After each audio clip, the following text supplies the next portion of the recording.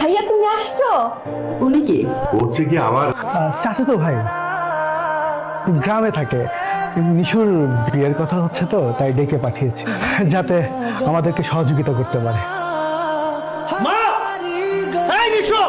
আচ্ছা চিৎকার করছিস কেন? কি হয়েছে?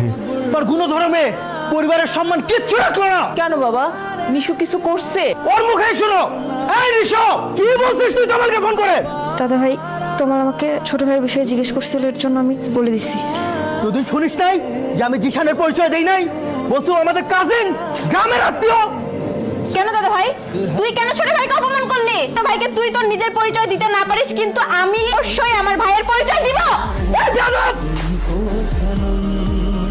দাদা ভাই খবরদার, তুই আমাকে দাদা ভাই বলবি না। তুই আমাদের পরিবারটাকে ধ্বংস করে